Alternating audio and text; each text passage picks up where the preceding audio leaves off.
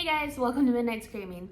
It is like literally dark and stormy and I keep losing power, so I don't know if I want to finish this video or not, but yeah.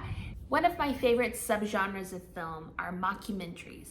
They are like some of the most quotable movies and they have inspired a lot of our favorite TV shows like Abbott Elementary, The Office, Parks and Recreation. One of the biggest directors that kind of specializes in this genre of film is Christopher Guest. He has made films like Best in Show, Waiting for Guffman, For Your Consideration. The list goes on. All of his movies are so hilarious. There's even kind of like another subgenre to this genre that is kind of like the found footage movies. It's not exactly the same as mockumentary style films, but if you're a big horror fan, you're gonna see a lot of like the found footage type movies. But we're not gonna talk about those right now. We're gonna focus on my favorite mockumentary films. This is in no particular order, but I kind of feel like you have to start out the list starting with This Is Spinal Tap. It came out in 1984, directed by Rob Reiner, and it stars Christopher Guest. It is a movie about like a heavy metal band that's just trying to make it to the top of the charts. Apparently a lot of people when it first came out didn't realize it was like a mockumentary. They thought it was a for real documentary about some band they'd never heard of. Apparently even Ozzy Osbourne thought this was a real documentary. The film was mostly ad-libbed, and actually the four main stars of the movie petitioned the Writers Guild of America to get writing credits because it was so ad-libbed and they were denied by the guild. But I thought that was kind of funny. The movie kind of makes fun of the music industry and kind of the hardships that a band faces when they're just trying to make it. This is such a quotable film. There's so many great bits in it. It's such a great movie. It's so funny. Christopher Guest is in it, who we're going to talk about next. It's just a classic film. If you have not seen it, I highly suggest it. Christopher Guest is like the king of the mockumentary style film.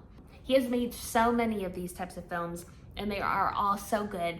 He kind of employs the same cast in most of his films over the years, like Catherine O'Hara, Eugene Levy, Fred Willard, Parker Posey. There are so many amazing people in his films and all of them are just, they're so good. But I'm going to focus on two of my favorites. The first one I'm going to talk about is probably his most notable one. It's the 2000 Best in Show. This film centers around a group of people and their dogs as they prepare for the Mayflower Dog Show. So Christopher Guest said he got the idea for this film by going to the dog park with his dogs and just kind of observing people and how they reacted to their dogs and how they treated their dogs. He said he took things extremely seriously and did a lot of research for this film. He went to the Westminster Dog Show. He made every single actor take a course on dog handling. He went the extra mile to make sure like this was super accurate and it was very well researched. At first, Eugene Levy didn't quite know, like, is this gonna be funny? Like, is the dog show aspect of it going to be kind of funny? But then when he found out that Fred Willard was gonna be the commentator, he was like, oh yeah, this is gonna be good. Every single character in this film, just chef's kiss, so good. Jennifer Coolidge, Jane Lynch. Jane Lynch said that this was like her first notable big role and that she was very thankful to Christopher Guest for picking her out. Apparently they did a commercial together and he decided to involve her in the film. My other favorite Christopher Guest movie is the 1996 Waiting for Guffman. Waiting for Guffman is a movie about a group of town locals that are putting together a musical in honor of their town, Blaine, Missouri, led by the fantastic Corky St. Clair, played by Christopher Guest himself. Once they get word that an actual Broadway producer is coming to their show, all hell breaks loose and they're trying their hardest to put on the best show ever. Each of these characters want stardom, they want to make it, and they try so hard to make this musical the best musical that they can.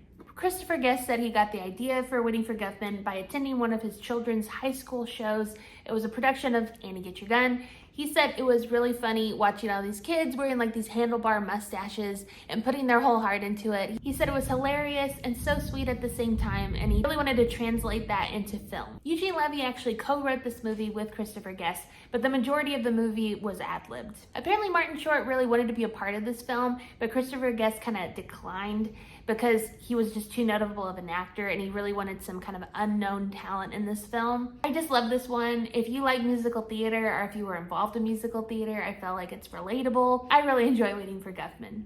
Okay, one of my all-time favorite movies, not just favorite mockumentaries, is Drop Dead Gorgeous.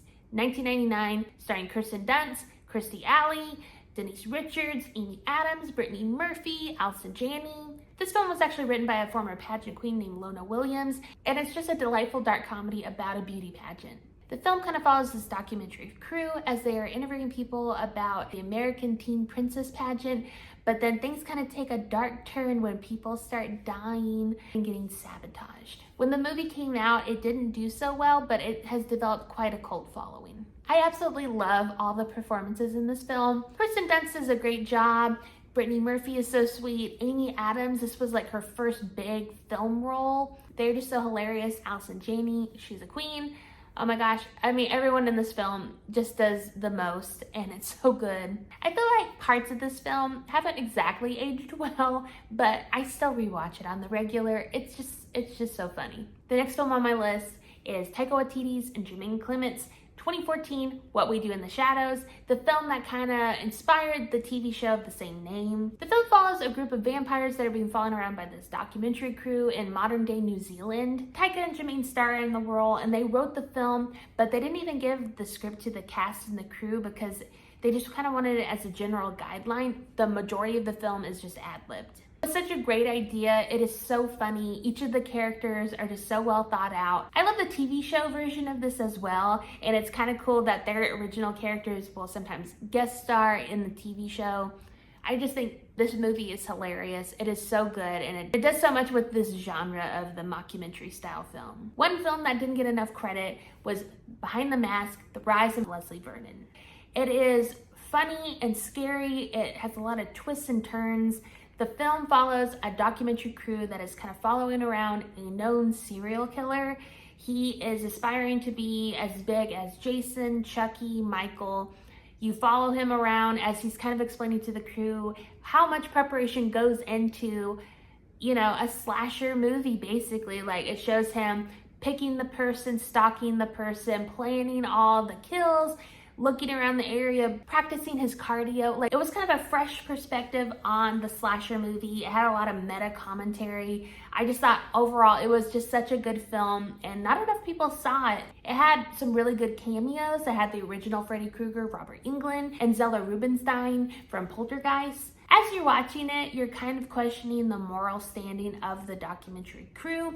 They're seeing what this guy's about to do to like a group of teenagers, and you're kind of questioning their complicit stance in a sense. But like, the film has really good twists, and it kind of turns the film on its head. It's really, really good. I highly suggest it if you're a horror fan, a slasher movie fan. It is a really good film. The last film on my list of my favorite mockumentaries is Marcel the Shell with Shoes On. This is the sweetest movie. It is so cute. Jenny Slate does a wonderful job as Marcel. The film follows this little shell who lives with his grandmother in this like Airbnb. The documentary filmmaker has stayed at this Airbnb while he's getting back on his feet, and he meets Marcel and he starts filming this movie about his life, and he's trying to help him get back with the rest of his family because they've been separated. It is just one of the sweetest movies. It's so cute. Marcel is such a good character.